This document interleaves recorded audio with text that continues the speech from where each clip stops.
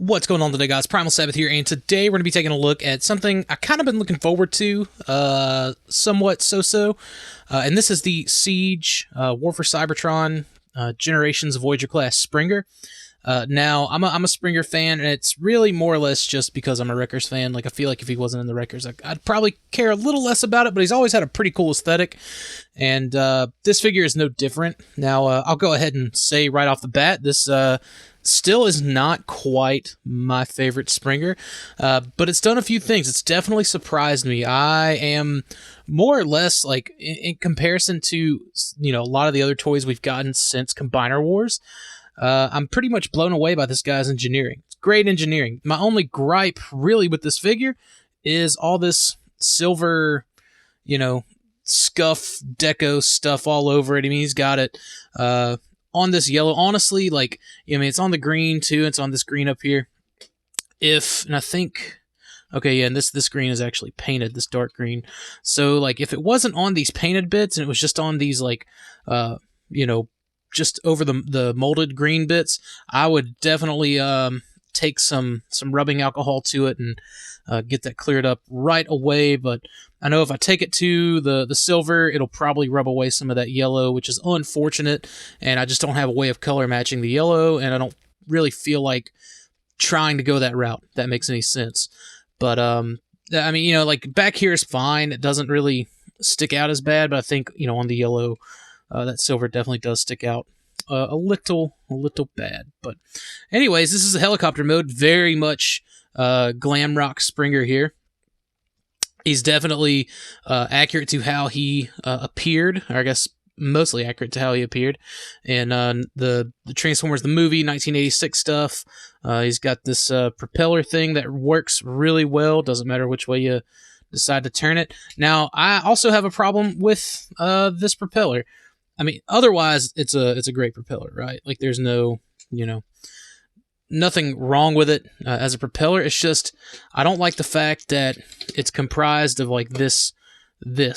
I really wish they would have done something similar to the Generations Thrilling 30 Springer, where the sword kind of folded up and did all that. And as a matter of fact, I got that right here. So let me go ahead and just grab his propeller real quick and plug that on. It sets a little high maybe, but I think it's fine. But even this propeller rotated pretty nicely. It's a little tighter than the Siege one. It doesn't have as many rotations in it. But if they would have done something like this, man, I think this would have been aces. Just instead of having this extra piece for really and truly no reason whatsoever. But speaking of the Thrilling 30 Springer, let's go ahead and get him in here for comparison. This Thrilling 30 Springer is still my end-all be-all Springer. Like, you're not going to change my mind. Like, you're not going to make a better Springer for me. This is my, that's my Springer. It's, based off of the Nick Roche design and all that. And you can see it's a little bit bigger, all around, and, like, the size doesn't bother me. Like, this one was, what, $5 less than this one? Like, I'm not super bothered by it, because, like, this is still a solid, it's a solid brick, for a brick it flies pretty good. But anyways, I just kind of wanted to show those off in helicopter modes. So it does look really good, man. I've been reading a lot of the like Marvel UK stuff lately. So I've been really digging this aesthetic more than I probably would normally. I feel like if I opened up Last Stand of the Wreckers, I would completely forget about this and go back to messing with the Generations one. Well, with that being said, let's go ahead and get it into car mode. The helicopter mode is definitely my least favorite. That's not to say, like, it's not bad. I mean, it really does look very close to source material, and I really do like that. So, yeah. All right, so here's Springer in his armored car mode, and not looking too bad. Before we really get onto the negatives, I do want to focus on the positives here. Everything, just the way these legs, or what will become the robot legs, rather, transform, the way everything just kind of goes from kind of like swooped back as a helicopter and, now kind of forward in vehicle mode is truly impressive. Like, the instructions aren't the best help. I will be honest. There's a lot of reviewers out there that transform these and kind of show you what you got to do and how you got to do it. So, I mean, they're out there. If you want to go check those guys out, you could do that. I'm not going to spend all that time, but it's fun, it's intuitive, and it's kind of complex. Again, comparatively to a lot of the stuff that we have been seeing. But this looks great, man. This looks like it came out of, 80s comic book / Transformers the movie, which, to kind of go on record here, is probably the only Transformers G1 media that I really do enjoy. But he looks straight out from that. Now, the guns are different molds, which I'm not super big fan of, but like what are you gonna do, right? So what they recommend you doing for a vehicle mode weapon is you plug those guns together, and then the little swords have some little square slots on them, and you plug those in. And then, let's see, you plug that in. And here's something else, man. Like, the swords aren't, like, you can see how it's kind of bent one way. And more or less, like, that works for the propeller blades, because propellers are typically, they kind of have a bow to them. But for them to become the swords, like, it doesn't really work all that well. And they bend in, like, opposite directions. So if you want the swords painted the same way, you're going to deal with some of that, which is... Again, man, it's unfortunate. Like, the problem, I guess, could be solved if you got a second Springer and just kind of rotated swords around. Then, maybe it would work. So anyways, they want you to do that, and they want you to peg it on top of this, and then they want you to peg that back into the roof. And he's got kind of just a swiveling rifle gun thing, which doesn't look awful. I just don't like that it swivels so freely. It just... me personally, like, I'm not a huge fan of that. But if you want to, and these swords kind of fit pretty loosely, but you can tab them onto these slots back here. Let's get that one tabbed in like that. So they tab into those slots right there, and you can put this on like this, I guess, to where it'll be like a little pseudo blaster thing if you want it to. And like even this like spins kind of freely. Like, that peg hole isn't super big, but if you put these two blasters on top, it's not awful. I don't particularly like it. I really dig the two little blasters up here, but I mean, like, you really can't do anything else with the swords. Now, also, if you want to, you can peg the swords in on these tabs, which, again, weird flex, but whatever. And I guess if you want to, you could take the gun and then peg it back on top of this piece like that. And the swords will be kind of out a little bit. I guess makes it look kind of more like a railgun or something like that. Use your imagination, right? We've all played Halo. But so you have that as an option. I guess, even though, again, that sword doesn't really line up all too well, but you definitely have weapon display options, but I don't care for them, especially when you compare it to this one. This one's got a ridiculous gun, but like, it even has like an upward swivel, and it can, go left to right, like everything you would need it to do. It's got these pressure launch missiles, but like, who cares? Like, honestly, this is really and truly the one accessory like you can absolutely do without on this figure, and it's still just completely and utterly glorious. Again, I'm in love with that last Stand of the Wreckers design. So just kind of comparing the two, you can see they're about the same length in car mode, which again, it's pretty impressive considering like, how much, I guess it's more impressive for this one considering how much bigger he gets, but it's equally as impressive considering how much the new one compresses. The greens are just about the same shade of green, but you can tell the yellows are different between. This is more of that orangish yellow, kind of like Impactor, and this is more of that like yellow like Impactor's paint. So there's that. Also, much better storage for the sword / helicopter rotor. So, like, you do get that, too. Again, man, like, I'm not trying to, like, I do enjoy this figure, but this one just blows it out of the water in every conceivable way. And people are getting rid of these. That's crazy. They're doing it for cheap. But the car mode ain't bad.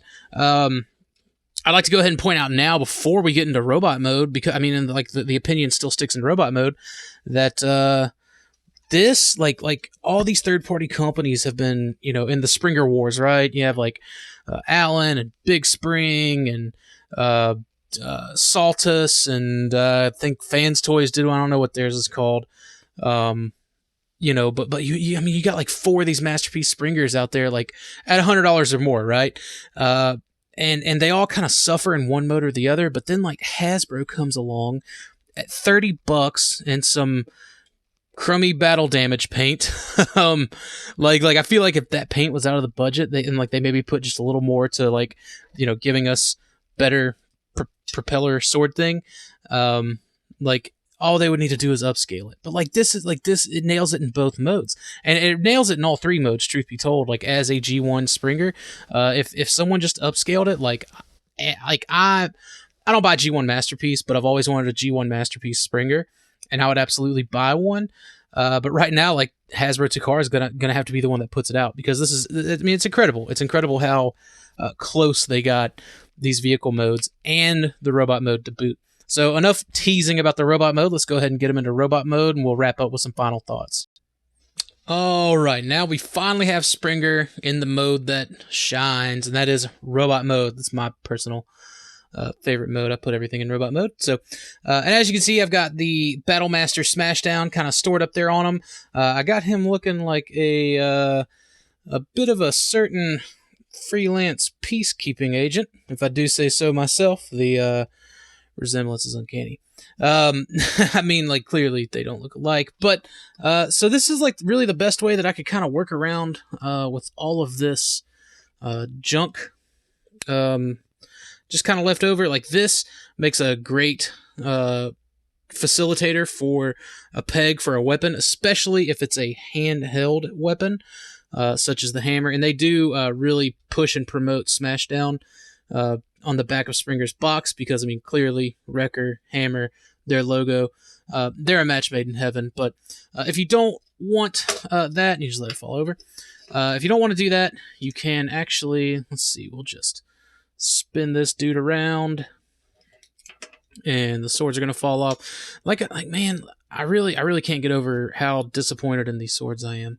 If I'm gonna be completely honest, I mean, it's a $30 toy, so really, am I that disappointed? But anyways, so this more or less can peg back on to that, just like so. So, yeah, I mean, it's out of the way. It more or less has a place to store in each mode, but it really only makes sense just for the helicopter.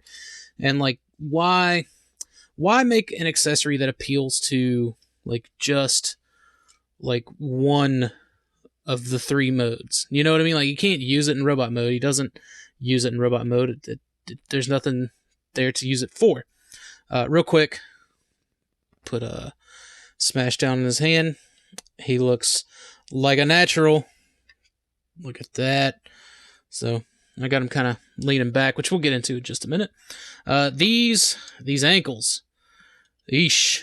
It's I mean, they'll hold in certain areas, and if you kind of like kick the legs out at an angle, or the feet out rather, if you kind of do them like that, it's not too bad. And he hasn't really fallen backwards other than like just now.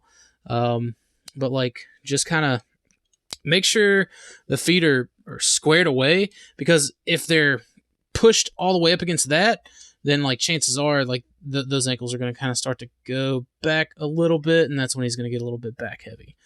But I mean, more like you can play around with it, and kind of again make it look a little more natural. If you want to stance them out a little bit to sort of help those out, you can. I think either somebody on Shapeways or some kind of third-party company or what have you are actually, I think they've actually made, because this, let's see, I know this unpegs. They may have made something that slots onto this piece right here. Well, no, because they go up against these thigh pieces. I think they made something that essentially like fits in to stop them pretty much right there instead of right there. But if these are pressed together all the way, they really shouldn't go all the way back. I don't guess. Let's see. Okay, yeah, like, so that's kind of stopping it on its own. Let's just give that a little squeeze, and okay, that's kind of stopping it on its own. So it's just where the legs kind of separate, and they give a little way to it, but again, like it's fine. Like he hasn't tumbled backwards or forwards. It hasn't been an issue. So as far as I'm concerned, it's not an issue. You know what I mean? And if it is, we'll cross that bridge when we get to it. But yeah, I don't like the way, and they're held in by one of these flathead pins, which is just a pain to get out if you wanted to try to get in there and tighten it. You know, it's just might not end so well. Basically, all I'm trying to say. So the only real imperfection here is that these shoulder pads don't like rotate downwards. If they did, then like there's your perfect Springer in all three modes. And I feel like if it had that kind of masterpiece budget behind it, you would absolutely get that. So that's something that I think Takara could put out a masterpiece Springer kind of predicated on this mold right now, and I would eat it up. I would absolutely buy it. I think a lot of people would buy it.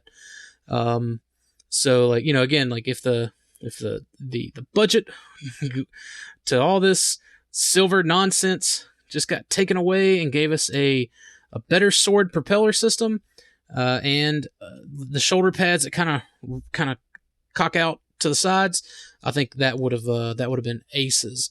Otherwise, speaking of swords and propellers and all that, he can hold everything fine. Everything's they got 5mm pegs and holes down pretty packed. But again, just not the greatest pegging system here. I don't even know if they could slide up under here and go into those pegs. No, they wouldn't fit. So it was worth a try at least, just to see if maybe that would have been something. But yeah, like I am, man. I've been messing with this guy a lot in the last couple of days since getting him. He has not disappointed. Now, let's see where he stacks up to perfection. And as you can see, let's get him looking the right way.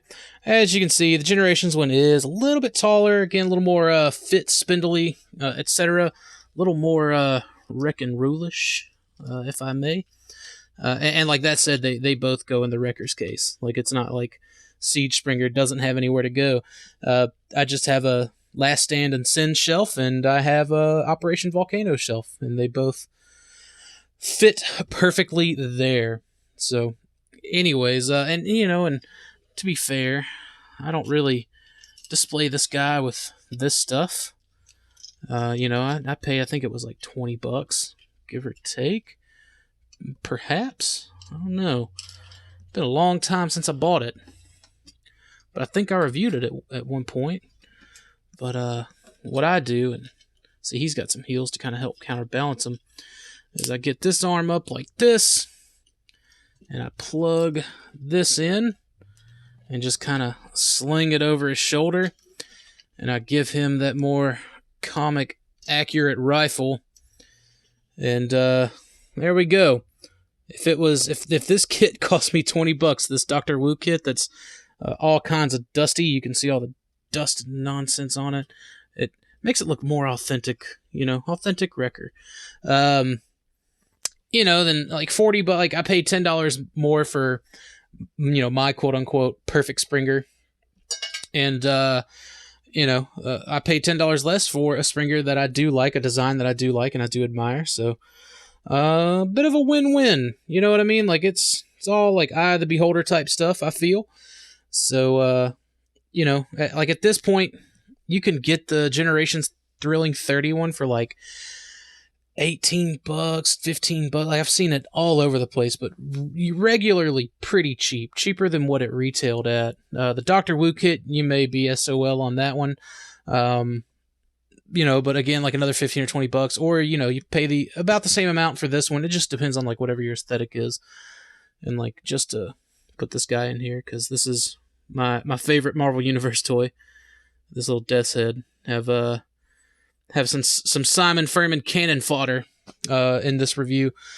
So yeah, I think a company is also making like a Last Stand of the Wreckers ish kit for this guy, and I don't know why they're doing it. They should really stick in the same like G1 lane. You know what I mean? Granted, like he's got a hammer that I don't even think I hold it with him. I think I have it on a different shelf on the display. But you know, again, man, I just think that if they're going to do something, if third-party company's going to do something, they should do a propeller and new swords, maybe a couple of matching rifles. You know, like his accessories are trash, but the figure itself is great. So I definitely recommend picking it up. So that's pretty much it for this review. If you guys have any questions or comments, please leave them in the comment box. I'll do what I can to answer them. And if you like this kind of stuff, don't forget to like and subscribe, and I'll see y'all later.